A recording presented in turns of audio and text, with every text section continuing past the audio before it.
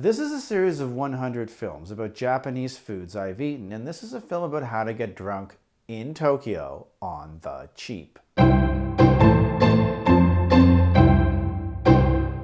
Although this is a series of films called Japan in 100 Dishes, I like to talk about alcoholic beverages from time to time, especially because bars devoted solely to drinking aren't as popular in Japan as they are in North America. With the exception of nightclubs and hostess bars, most drinking establishments in Japan double as a restaurant.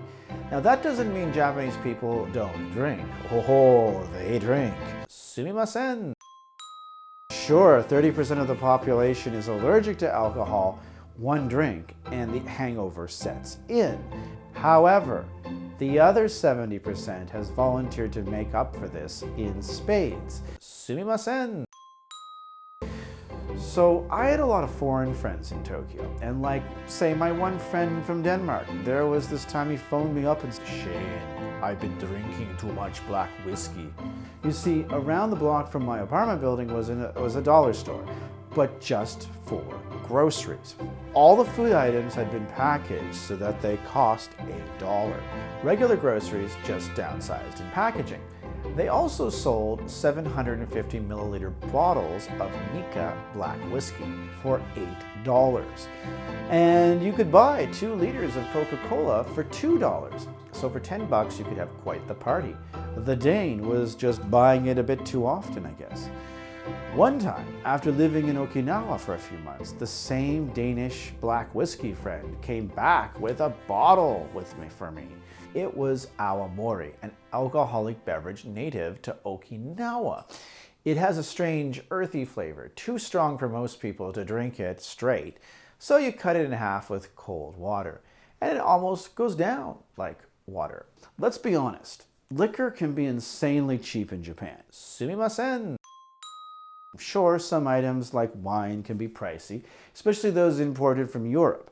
But if you just want to get drunk all the time, it's not going to be that big of a hit to your pocketbook. Shochu is one of the most popular drinks amongst young people. It's basically clear, flavorless alcohol.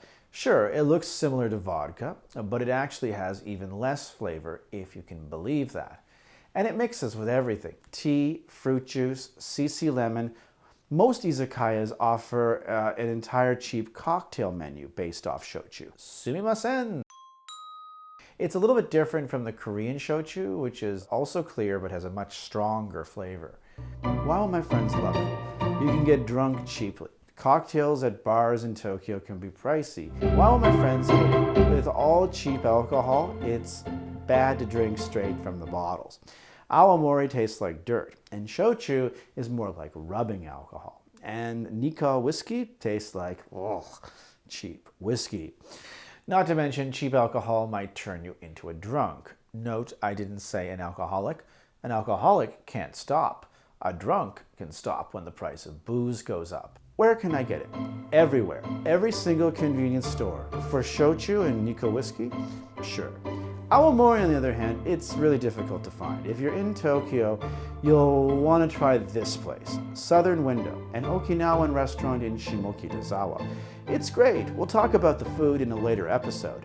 If you're new to Japan, you'll probably want to start in Tokyo, at Shinjuku Station, since it's the busiest train station in the world. Take the Odakyu line, get off at Shimokitazawa Station. Walk out the south exit, walk forward, heading south 1 block. Turn left, then right. It's on the 7th block on your right, across the street from the post office. Keep in mind, by the time you're watching this information might be out of date. The word of the day.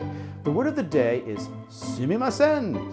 It means excuse me, the kind of thing you say before asking a complete stranger a question. But it's also what you yell at the top of your lungs in a restaurant or izakaya when you want to get the attention of the waitstaff. You look in either direction and shout, "Sumimasen!" unless they have a button at the table.